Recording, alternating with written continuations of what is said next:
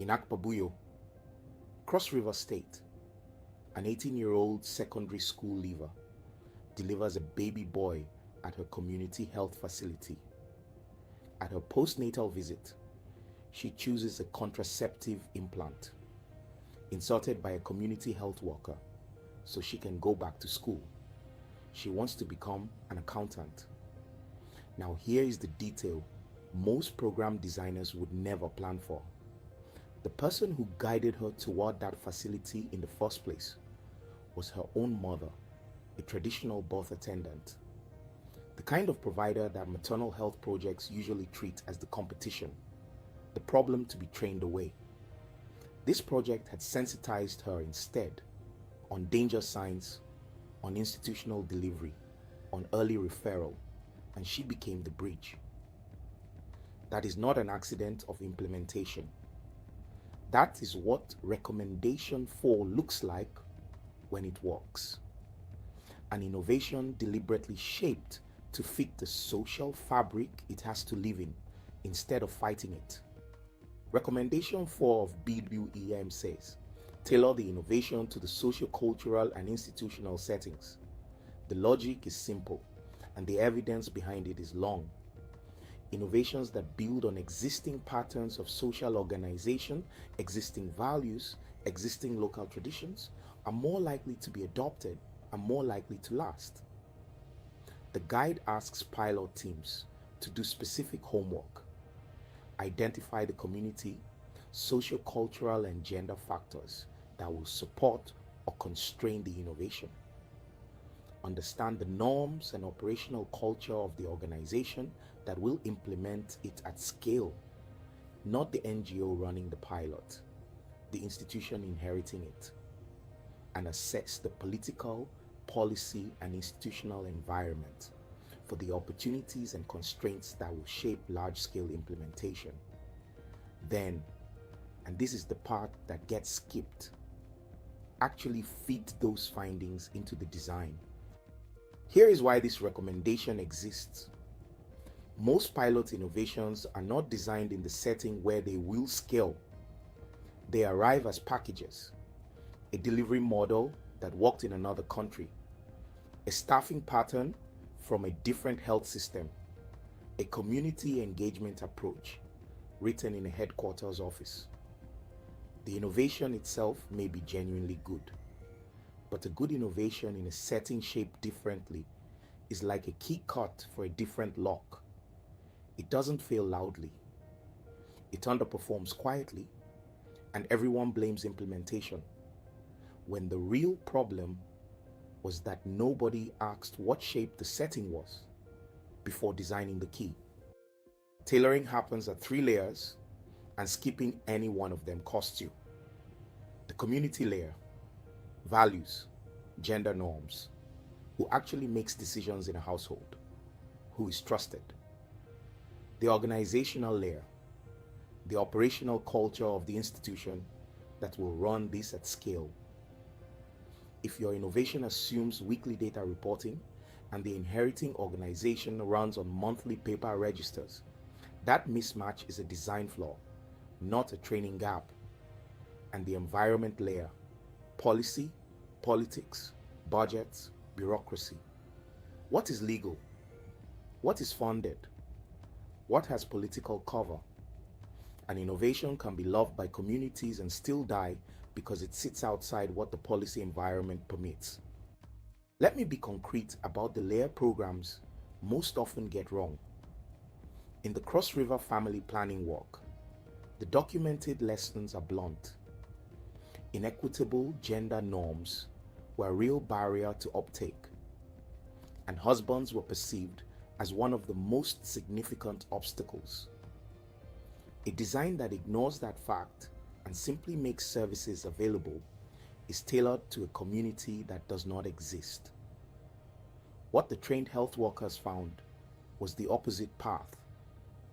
Better counseling that engaged the household reality, and the reporting that followed showed male partners describing more confidence and less strained relationships. The service was for women. The tailoring had to include men. That distinction, between who the innovation serves and who the design must account for is exactly what recommendation 4 is asking you to map before you build. Now look at the Cross River task shifting work as a whole, because the deepest tailoring decision was the innovation itself. The problem: rural facilities with few or no nurses and midwives and long-acting contraceptives that legally required exactly those cadres. One option was to import the missing workforce, which no state budget was going to sustain. The tailored option: shift the task to the workforce the setting already had. Community health extension workers, present in the facilities, known to the communities, already trusted. That is building on existing patterns of social organization in its purest form, and it required environment layer tailoring to match. The state domesticated the task shifting policy in 2016, converting the design from technically illegal to officially owned. Community layer, institutional layer, policy layer, all deliberately aligned. The results you have heard across this series: the 85% increase in uptake, the 152 HUs across 76 facilities in 18 local government areas, sit on top of that alignment. And so does the young mother from the beginning of this episode. Referred by a traditional birth attendant, the project had chosen to work with rather than against. Now, an important boundary: tailoring is not diluting. Recommendation 4 does not license you to bend the innovation until it stops working and call the result culturally appropriate. The discipline is fidelity to function, flexibility of form. What the innovation must achieve is fixed. How it is delivered, by whom, in what words, through which trusted channels, is what you tailor. The guide even builds this in. It asks for enough flexibility in the design to adjust to socio-cultural diversity across settings, because the state is not uniform, and what fits one local government area may need adjusting 2 LGAs away. If your adaptation changes the form, that is tailoring. If it quietly abandons the function, that is failure with better manners. The objection I hear most: will adapt during scale-up. Let's pilot the proven model as designed and adjust later. Here is the problem with later. Tailoring during design is genetics. Adaptation after the fact is surgery. Once the pilot has run untailored, you have trained staff on the wrong form, built data systems around the wrong assumptions, and set community expectations you now have to walk back. And there is a second cost. The Cross River lessons record that stakeholders held genuinely divided views on task shifting itself. Some saw a necessary solution, others a quality of care risk. That is a values conflict. And values conflicts do not resolve themselves during rollout. They travel with you and they compound. Surface them in design when positions are still cheap to move. So recommendation 4 is homework before design, not decoration after it. Map the community factors, including the gender realities nobody puts on the slide. Understand the operational culture of the institution that will inherit this. Read the policy environment for what it permits, funds, and protects.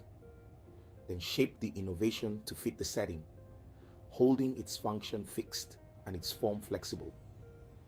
In the next episode, recommendation 5, and it may be the hardest discipline in the whole set: keeping the innovation as simple as possible when everyone in the room wants to add one more component. If this series is useful, subscribe so you don't miss it, and tell me in the comments, in the program you know best, which local reality did the original design completely fail to account for?